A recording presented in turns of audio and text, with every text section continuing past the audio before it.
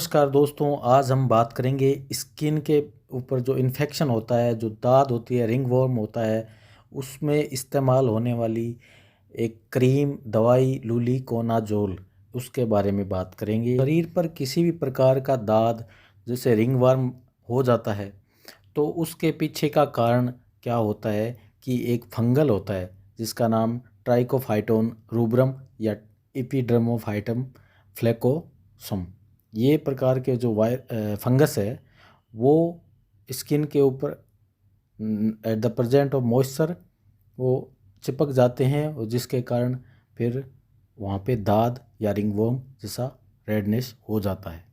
ये फिर 3 प्रकार के जो फंगल होते हैं जैसे tinea corporis, tinea cruris, tinea pedis. तो इस तीनों ही फॉर्म में अपन एक क्रीम का इस्तेमाल करते हैं जिसका नाम है लुलिकोनाजोल क्रीम, जो एक इमिडाजोल एंटीमाइक्रोबियल एजेंट होता है। अब हम बात करेंगे कि ये काम कैसे करता है, यानी कि मोड ऑफ एक्शन क्या है इसका। तो सुनिए, luliconazole interact with 14 alpha demethylase, an enzyme necessary for the conversion of lanosterol to ergosterol, thereby inhibiting the synthesis of ergosterol and a corresponding accumulation of lanosterol.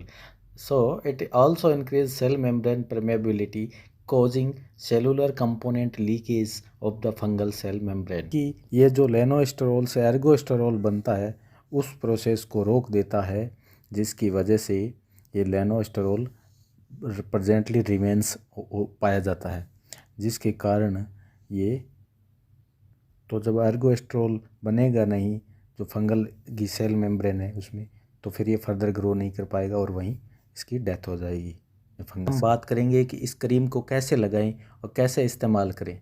तो जैसे कि जो भी टीनिया कॉर्पोरिस या टीनिया क्रूरिस या tinea pedis infection हो गया है जो डायग्नोस्ड बाय डॉक्टर और हेल्थ केयर, तो उसके बाद अपन उस पर 1 इंच इन सराउंडिंग एरिया उस पर पूरे पे 1 इंच के एरिया में लगाएंगे और ये अपन ओडी लगाएंगे, यानी कि एक बार दिन में और 1 वीक तक लगाएंगे। टीनिया कॉर्पोरिस के केस में भी 1 वीक तक इसकी डोज रहेगी, टीनिया क्रूरिस में भी 1 वीक तक लगाएंगे, टीनिया पेडिस में 2 वीक तक लगाएंगे। बात करेंगे कि पीडियाट्रिक जो बच्चों में इसकी डोजेज क्या रहेगी, तो ये लगभग सेम ही है एडल्ट की डोज की जैसा ही, 1 इंच सराउंडिंग एरिया में ही अपन इसका अप्लाई करेंगे। और बल्कि मैं तो कुछ सावधानियां ज़रूर बताना चाहूँगा कि जैसे जैसे ही अपन नहा के आते हैं या गीले पैर होते हैं या गीले हाथ होते हैं तो उस नमी में ये कहीं वायरस पनप ना जाए, तो अपने अच्छी तरह से पैरों को और हाथों को, पैरों के अंदर की अंगुलियों को और ये इनको साफ़ करते रहना चाहिए और एक अलग तौलिया इस्तेमाल करना चाहिए। जो तौलिया दूसरों को इस्तेमाल नहीं किया हुआ हो खुद ही यूज़ करना है, क्योंकि ये स्किन इन्फेक्शन है जो फैलता है एक से दूसरे से।